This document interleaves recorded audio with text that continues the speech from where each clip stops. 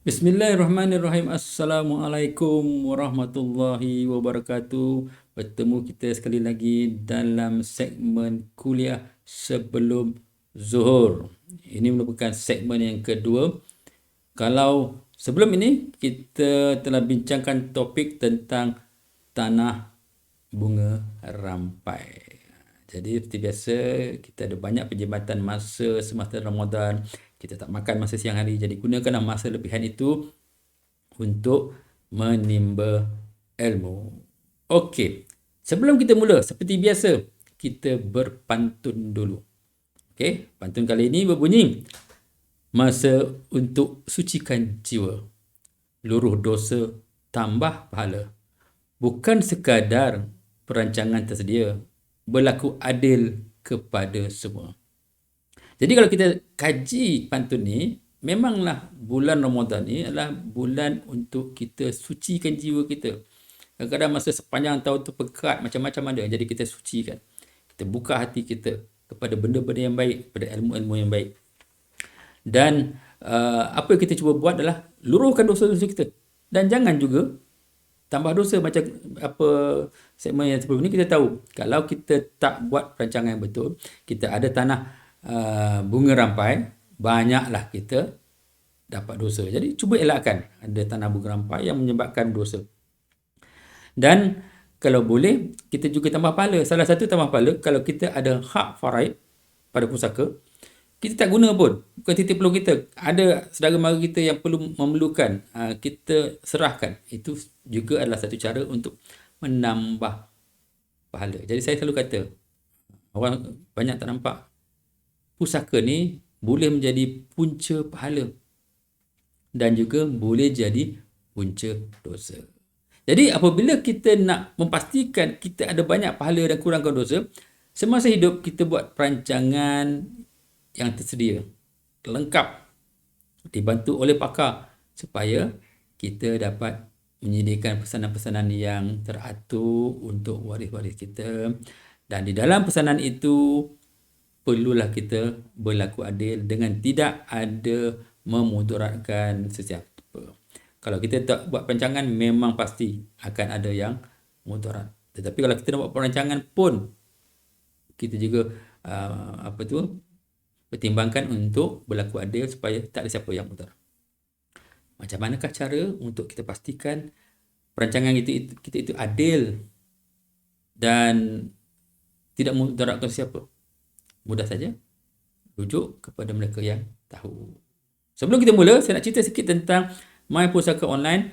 Tuan-tuan yang hadir hari ini mungkin telah pun menjadi ahli. Siapa yang belum jadi ahli boleh jadi ahli. Sebab apabila menjadi ahli, percuma akan dapat macam-macam manfaat. Antara lain adalah ilmu tentang membuat perancangan pewarisan. Dan ada cara untuk membuat sendiri, DIY, ada panduan-panduannya. Tetapi kalau ingin dapatkan kaedah-kaedah terbaik, nasihat-nasihat terbaik, bolehlah rujuk kepada pakar. Kami boleh bantu untuk menzahirkan hasrat tuan-tuan puan supaya ada persediaan perancangan apabila kita pergi nanti. Okey, cukup analisa pantun kita. Nanti kita tunggu besok pantun apa pula yang keluar. Kita masuk kepada topik kita hari ini. Topik kita hari ini ialah buat separuh jalan.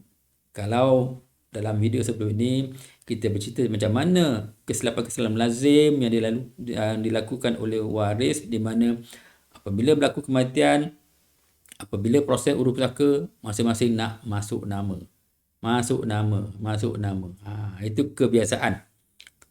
Bila dah masuk nama tu, maka tanah tadi jadi tanah bunga rampai. Dia racik-racik dan dia akan mengakibatkan banyak permasalahan, implikasi negatif yang memudaratkan banyak. Jadi kita cuba elakkan. Okey. Ada juga waris-waris yang saya jumpa, saya tanya tentang pusaka arwah. Mereka katakan, oh okey dah. Tetapi bila saya lihat, sebenarnya tak okey. Apa yang mereka buat? Mereka buat sekadar separuh jalan. Maksudnya, dia kumpul-kumpul untuk buat urus pusaka. Dia hantar permohonan, dapat tarikh bicara. Mereka pun pergilah. antara pergi ramai-ramai semua datang ke ataupun tak semua datang. Kalau datang bukannya nak berdamai tapi bertekak, bergaduh dalam tu. Dan selalunya apa berlaku bila sesi perbicaraan itu tidak berjalan lancar, sama ada tak cukup quorum ataupun ada perbalahan di dalam tu, pegawai ataupun hakim yang mengendalikan sesi itu akan kata tak apa, korang balik dulu, tetapi saya akan letak seorang pentadbir untuk tanah ini. Okey, maksudnya akan keluar satu perintah. Okay, dia ada dua perintah bila berbicaraan. Satu, perintah pembagian, maksudnya boleh bawa kepada pejabat tanah untuk turun milik. Tak kisahlah kepada seorang ke, dua orang ke, kepada 10 orang ke, 100 orang pun, itu surat perintahnya. Bila dah hantar surat perintah tu, nama-nama orangnya akan masuk dalam geran sebagai pemilik. Tetapi kalau perintah pentadbir, okey, selalunya diberi sekiranya keputusan mufakat belum tercapai, maka salah seorang pada waris akan dilantik sebagai pentadbir. Maka keluarlah satu, kalau di pejabat sekecil namanya perintah F. Dalam perintah F tu mengatakan, okey, awak telah dilantik sebagai pentadbir, jagalah harta ni, tetapi bincang balik, datang balik untuk kita turun milik. Kadang-kadang orang tak nampak. Dia kata 6 bulan kena datang balik dan sebagainya, bincang-bincang dan datang balik untuk permohonan semula. Tetapi apa yang berlaku selalunya, okey, bila dah dapat surat pentadbir tadi, waris-waris termasuk pentadbir ni fikir dah habis dah. Dah habis, selesai dah. Sebab dia boleh ambil surat perintah F tadi, dia boleh pergi ke pejabat tanah, maka keluarlah nama arwah tadi daripada dalam geran, maka keluarlah nama yang dilantik sebagai pentadbir tadi. Nama Ali bin Abu, bracket pentadbir. Dia pun happy ya, dah selesai. Kita selesai dah. Okey. Tetapi isunya ada dua. Sebenarnya dia tak selesai. Dia hanyalah pentadbir sementara dan status tanah tadi masihlah tanah pusaka. Maksudnya semua waris-waris arwah berhak pada tanah tersebut. Okey, tujuan pentadbir adalah sama ada untuk pentadbir cuba jual ataupun mengendalikan rumah tadi, potong semak, namun kutip sewa dan sebagainya, menjaga harta ni sebagai harta ni tidak lupus, mengambil hasilnya sementara belum diturun milik, dan membagi-bagikan ikut persetujuan semua waris. Dia sebagai pentadbir. Itu tugas pentadbir. Okey, jadi banyak dibiarkan seperti itu saja. Ada dua isu. Satu isu ialah semasa hakim melantik si Polan ini sebagai pentadbir, yang lain ni tak puas hati. Apa nak Kak Ngah ni dapat jadi pentadbir tak? Kami ada hak juga. Padahal pentadbir baru, belum putuskan pun siapa dapat. Disebabkan itu, maka ada yang memboikot orang yang jadi pentadbir tadi. Dia nak bolot. Dia yang masuk permohonan, lepas tu dia jadi pentadbir, dia nak bolot semua. Padahal dia belum bolot pun lagi. Dia hanya jadi pentadbir sementara sepatutnya semua waris bincang-bincang balik, datang sekali lagi untuk perbicaraan untuk dapatkan surat perintah pembagian. Barulah turun milik. Ingat tak? Antara tukar milik masa hidup, turun milik masa mati. Bila tidak dibincangkan baik-baik, maka diberilah perintah pentadbir. Okey, jadi kadang-kadang bila jadi seorang tu yang orang tak faham konsep pentadbir, dia kutuklah. Inilah nak bolot. Dan apabila nak diajak perbincangan, dia tak nak berbincang. Itu salah pertama di pihak waris-waris yang bukan jadi pentadbir. Okey. Di pihak satu lagi juga, yang dah jadi pentadbir, dia kata, aku jadi pentadbir, aku punya. Dia lah kutip sewa, dia tak bagi. Ataupun dia lah menentukan nak bagi berapa banyak. Okey. Tanpa garis panduan yang tertentu. Contoh, saya pernah ada satu kes. Okey. Salah seorang adik-beradik ini dilantik sebagai pentadbir. Sepatutnya kena datang balik lah. Dah 15 tahun dia jadi pentadbir. Dia tak datang balik. Dia pun mentadbir lah. Apa yang dia tadbir? Dia sendiri yang ambil keputusan semua sewa-sewa ataupun hasil-hasil tanah dan kebun ni. Dia kutip, dia yang tentukan nak buat renovation tanpa memberitahu waris-waris lain. Yang bestnya, renovation dia sendiri kontraktor. Dia sendiri buat quotation. Dia ambil duit tu. Jadi dah salah. Sebab bila jadi pentadbir, dia perlu ikhlas. dia perlu memastikan semua kepentingan-kepentingan stakeholders ni terjaga. Jadi dia lupa, okay? Dia ingat dia lah berkuasa. Itu pun salah. Okey. Jadi dua pihak yang tak jadi pentadbir ni sakit hati, tak faham. Yang jadi pentadbir kadang gila kuasa. Itu dua perkara yang sering berlaku. Jadi saya selalu nasihatkan, tolonglah uruskan. Lepas tu dia orang tak nak uruskan sebab apa? Kena keluar duit lagi. Padahal tak keluar duit pun. Kena hantar. Dia kalau dah bayar masa pecahan pertama, dah bayar kos pembayar bicara mengikut nilai. Kalau ulang bicara tak payah bayar dah, hanya bayar sedikit saja bila tukar bilik nanti. Itu pun dia orang tak nak buat sebab apa? Kebiasaannya. Surat mentadbir ni walaupun selalunya valid 6 bulan, surat datang balik, dia orang tak pedulikan pun. Dia biarkan surat mentadbir ni bertahun-tahun sampailah 15 tahun. Barulah macam mana nak buat ni? Ketika itu beberapa waris asal telah meninggal dunia. Maka terjadilah waris berlapis. Mindset waris berlapis ni lain. Kadang-kadang dia tak terkenal pun harta tu. Kadang-kadang ni kefahaman dia berbeza. Saya ada satu kes juga. Semasa arwah meninggal, dia ada tinggalkan 3 geran tanah. Okey. Semasa urus pusaka tu, waris-waris yang uruskan sendiri. Hasrat arwah ni jelas. Yang rumah ni seorang anak perempuan tunggal dia dapat. Yang tanah ni bagi 5 orang. Yang tanah tu lagi bagi 4 orang. Pada dapat, yang perempuan dapat rumah. Lelaki saja. Semua jelas. Dan ketika itu, semua 5 beradik ni pun tak ada masalah. Dia akur dengan pesanan arwah ni. Jadi, tetapi semasa pergi perbicaraan, keputusan muktamad tak jelas. Maka pejabat tu kecil hanya melantik seorang menjadi pentadbir. Okey. Jadi inilah jadi pentadbir kepada 3 geran tanah tadi. Okey. Dan kemudian apa berlaku? Bila dia jadi pentadbir, dibiarkan dia uruskanlah. Yang rumah tu adik perempuan dah duduk dah. Kan, yang tanah pun dia usahakan, tetapi dia tak jelas siapa punya. Lepas tu dah 15 tahun barulah terasa, especially yang adik perempuan ni tadi, sebab dia dah duduk rumah tu, dia dah renovate, tapi geran bukan nama dia lagi. Lepas tu yang anak buah dia dah berbunyi pula. Kenapa makcik ni duduk rumah ni? Okey. Jadi dia nak uruskan. Sepasal nak uruskan itu, sebenarnya 3 orang waris utama dah meninggal dunia. Dah jatuh pada lapis kedua. Dan ketika itu masa nak bincang, macam-macam lah cerita. Padahal pada permulaannya 5 beradik dah setuju dah. Yang adik perempuan ni memang dapat rumah ni, yang tanah ni dia orang bagi 4, yang tanah ni bagi 5. Tetapi bila nak bincang dengan anak-anak buah, dah lain cerita. Siap kata, ini faris, saya dah hak faris saya, wajib dapat hak faris saya. Tak bagi saya berdosa. Memanglah. Jadi itulah dia akan jadi sukar untuk dimuafakatkan apabila dibiarkan lama. Okey.